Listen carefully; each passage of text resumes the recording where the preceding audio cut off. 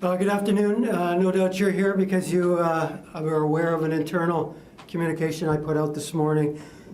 Two things. We're feeling some negative impact on our staffing as a result of the COVID situation in the city. And I've declared a state of emergency internally for the Winnipeg Police Service. And there's a distinction there. What that allows me to do is it gives me some flexibility to redeploy some resources. Now, we put out a statement this morning kind of giving you an outline of what some of those changes will be in the coming days. This is just an opportunity if anyone in the media wants to clarify any of the facts that were put out this morning. Travel mugs and much more. And high tech is your first choice for trade shows. Clay, can you meet the phone, please? Schoolwear or products to get your business. Okay, we'll turn it over to questions. Brittany from Global. Hi, sorry, I missed the last part of that. Somebody's phone wasn't on mute, so apologies if I reiterate something here. Chief, it looks like this is about 13% of the staff that are off sick or isolating. What point, at what level do you have to get to before you're going to move to that last part of the release where it says you'd have to consider restructuring the shift model currently deployed, and what would that look like? Well, we still have a little ways to go for that. I guess the biggest thing is we're not in control of this timeline. The circumstances dictate that. Once we started getting above 10% in sick leave and leaves, we really start paying close attention to our staffing at that point, particularly in our frontline staffing. We still have some other reserves that we can draw from to fill frontline. If we start to deplete those, then we'd be looking at restructuring some of our shifting. As you know, we run a 3-shift model that has essentially 3 reliefs, days, evenings, and nights. We'd be looking to condense that and try to bolster up resources, probably in a 2-shift model. That would be a little ways down the road. We're not in that space now. Brittany, do you have a follow? I do, thanks. As we're moving more people towards general patrol, what areas are going to be the most impacted by the redeployment, and how are service response times being impacted right now? So generally speaking, service response times are really largely driven by general patrol. That's been our focus, is to ensure that we have proper resources there. The initial units that are going to be redeployed are our community support units, and our guns and gangs unit are the initial response to that. So that won't really impact our response times for calls for service, but some of the more community-orientated problems and some of our gang enforcement would take a back seat. James from the Sun. Yeah, good afternoon. Is it possible that officers with mild symptoms could be called into work to avoid a more dire situation? Like everyone else, I've been hearing and following the debates in the community from the healthcare officials. That's not something we're considering right now. We would follow the direction of the health experts. Okay, and is there currently a shortage of officers on the street? No, there isn't. What we're finding now, as of this morning, we had roughly about 90, we were dealing with about 90 positive cases, and we had about 172 people off on sick leave. What that meant for us is just to redeploy some of our current resources to ensure that we have proper resources in general patrol. Morgan from City News. Yeah, let's talk a little bit about the numbers of unvaccinated staff the police service had a little bit earlier in the year. How many of the people who have tested positive for COVID-19 are unvaccinated, or can you give us an idea how that plays into this? I'm not aware of those specifics. Of course, we were pretty open about enabling a path for undeclared people to be in the workspace. I haven't been provided any information to know if any of those people are currently off right now. Of course, they have different provisions, regular testing and constant PPE, wearing PPE. I'm certainly not aware of any of those people being part of that number, but that's not to say they couldn't be. That level of information doesn't get to me. You have a Just one follow-up, if possible. Yeah. I was speaking to someone yesterday who had said that they had to wait 2 days to hear back from police when reporting a break and enter. I know that you said that this isn't affecting the number of officers kind of on the street at the moment, but are we seeing wait times for response increase as a result of the shortage already? You know, I don't know for certain, depending on the type of report a person is wanting to make. There are a variety of ways things can be reported. Certainly we have a pretty robust online reporting system and virtual reporting, so there are other options for people other than just someone showing up in person. Generally, when I speak about an adequate response in general patrol, it's for priority things, urgent calls for service. You know, so to answer your question, I've certainly heard some of the same things. I know our own association president talked about that last week. You know, I'm not aware of a real big delay in any reporting at this point. Jeff from CTV. Hi, Chief. I'm just wondering, in your time as chief or even just as a member of the Winnipeg Police Service, have you ever seen anything like this before? This many people off for one reason or this many people off at one time? No. And I dare say anybody, no matter what profession you're in, is probably dealing with a little bit of this. In terms of declaring a state of emergency, I do believe one was declared during 97 during the flooding, but in my career this would be only the second time that I'm aware of. You have a follow, Jeff? Yeah, I do. I guess what people at home are going to want to know tonight, Chief, if I desperately need a police officer, will one be there tonight? Yes. You know, that's why we're shifting our resources to ensure that our general patrol officers have adequate resources to respond to the needs in the city, particularly the urgent calls. Alexia from Radio Canada.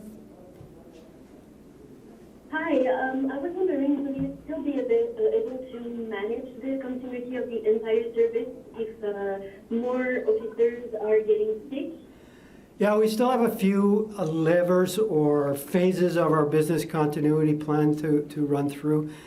We do have other officers that are in reserve in other areas of the service that we could draw upon to redeploy to frontline if we needed to. And as mentioned in one of the earlier questions, we have the ability to restructure our shifting model so that we can gain some efficiency that way. And I was wondering, do you have any idea if the people who currently are in leave are vaccinated or not? Well, I can tell you that our service in general, we have over 97% of our service, of our employees are vaccinated. So, you know, I'm just by that math alone, the majority of the people that are impacted now, I would say, are vaccinated. Chris from the Free Press. Hello, good day.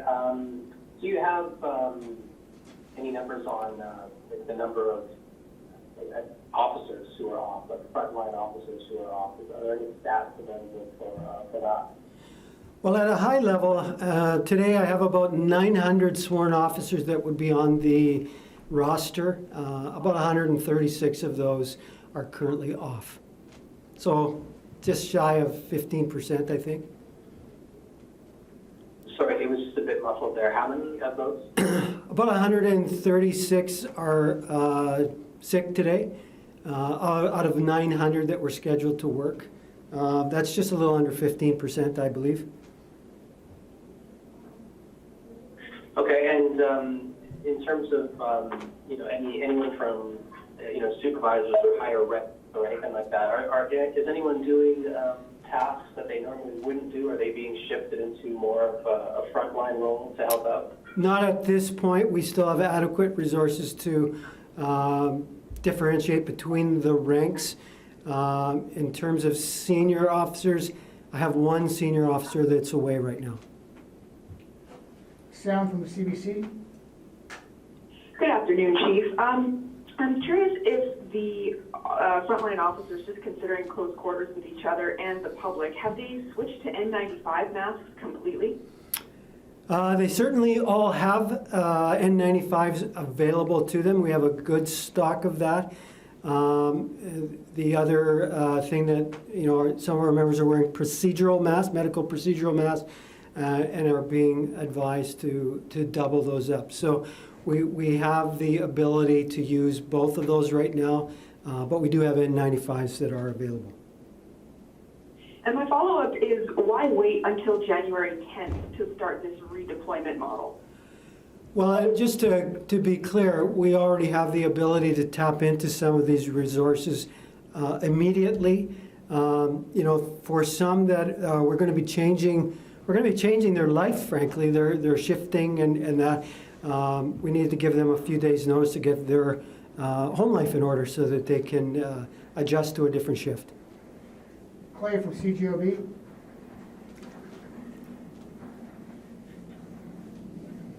Clay, are you in the line? Okay, I noticed that there may have been a couple more reporters call in. Does anybody else have a question that hasn't been on the list so far? Okay, so we'll go back to the list. If there's any final follow-up questions, Brittany from Global. Hi, Chief Smyth. I'm just wondering what the reason is for declaring the state of emergency, what extra powers that gives you, or why you can't just redeploy people without actually declaring that. Why you declare that? So it's a good question, and it's one that bears some explanation. In the police world, we are largely governed by collective agreements with the association, and they're pretty stringent in some things like deployment and shifting. By declaring a state of emergency certainly gives me more flexibility to redeploy resources without necessarily following the letter of the collective agreement. And one more follow-up, Brittany. Yeah, I'm just wondering if there's any units specifically that are going to kind of have their work put on the back burner to accommodate sending more people to general patrol.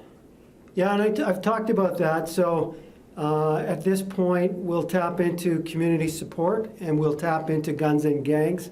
If the need arises to redeploy them into general patrol, we will. So some of that work would be put on the back. The other units that we have in reserve, traffic division would be in reserve, and some other investigators within major crime and a few other investigative units would be in reserve as well. James from the Sun. Morgan from City. Yeah, just one last question. What's morale like within the service, Chief? How are you folks doing? Just knowing so many folks within the service are going through this. It's a concern for us, and it's been 2 years. It's been a tough haul for our people. Morale has been challenging at times. Overall, I've been very pleased with the response of our members and their professionalism throughout this ordeal. They continue to amaze me with their level of discipline and professionalism. This is just one more strain, and we'll do our best to help them get through this. And ensuring that we have resources in the front line will be one of our priorities. Anything more, Morgan? No, that's it for me. Thank you. Jeff from CTV. Yeah, hi, Chief. You talked about the flexibility by declaring the state of emergency. So, can you or are you calling people in, say, from vacation, calling them in for overtime? Does a lot of that play into this? There's been a fair bit of call out already, which would be overtime essentially. So people are coming in on their time off to fill some of the vacancies within the roster. As we start to pull the levers of our continuity plan, things like canceling leave, redeploying or restructuring, those are all things that are outlined in our business continuity plan. They're in various phases as we need them. Anything else, Jeff? Yeah, and there's always the ongoing debate of what's the proper, in the best of times, I guess, the proper complement. I guess I'll ask you, if you had more officers, would a lot of this be avoided, or is this just all pandemic related? I think largely we're dealing with the unknown of the pandemic here. If you've looked at our collective agreement, we do have minimum requirements in frontline, particularly in general patrol. That's what we're striving to staff to, and that will be our priority. Alexia from Radio Canada. Chris from the Free Press. You touched on the minimum requirements for the front line just now. Can you expand on that a bit more? I mean, what are those minimum requirements? So if you're not aware, we run a 3-shift deployment. So we have shifts on days, evenings, and then work overnight and midnights.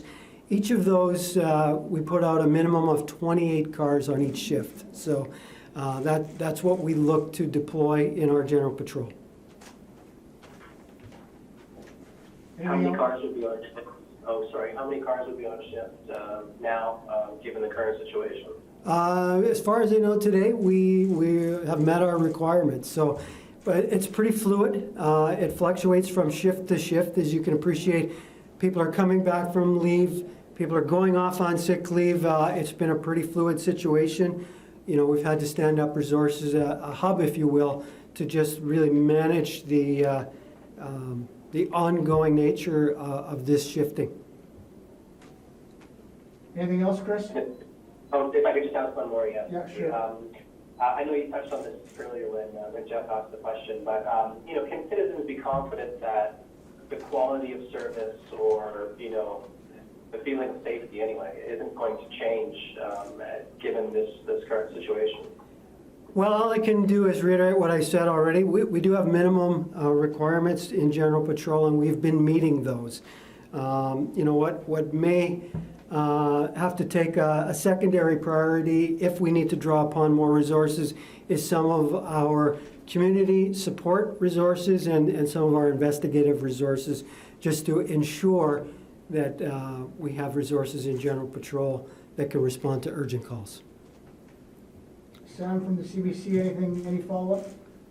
You betcha. Hello again. I'd like to go back to masks. I believe I heard you say that there's the option to use an N95. Why not mandate N95s among staff? Well, we have finite supply, so we want to make sure that we have enough supply to keep things going. We do at the present time. I'm pretty confident in our abilities right now. All of our officers have access to an N95 mask if the situation dictates it. Up until now, we've been told that procedural masks were adequate, and we have been using procedural masks within the building as well. Okay, and I heard you mention a couple of more next steps should this get worse. Is there an option to call in other police services, other members from other police services across Canada to help if things get really bad? In a word, no. I think everyone's dealing with their own situation. As much as I've had a lot of contact with my colleagues across the country, and even Christian Schmidt over at Fire and Paramedic, we keep in constant contact. But so far, everyone's managing with their own resources. Are there any follow-up last questions? Will you be mandating overtime, much like hospitals have in the past? At this point, no. Overtime for us is a voluntary thing, and at this point, our members have stepped up to meet that need when asked upon. So it hasn't been necessary for us to mandate like sometimes they do in health. Hi, if I could just ask one more. Brittany touched on it. Chief, the numbers you have on the news release, what percentage of the complement then are out right now? I just can't think of the number off the top of my head. Well, it changes each day, and the reason is, as you know, we deploy like an A-side and B-side company, so half of the people are off on regular weekly leave at any given time, particularly in uniform operations. This morning we had 900 sworn officers that were scheduled on the roster. About 15%, or I think 136, were unable to come to work today. But that will literally change shift by shift and day by day. Okay. Are there any final questions? Okay, hearing none, thank you for calling in today. Have a good day. Thank you. Thank you.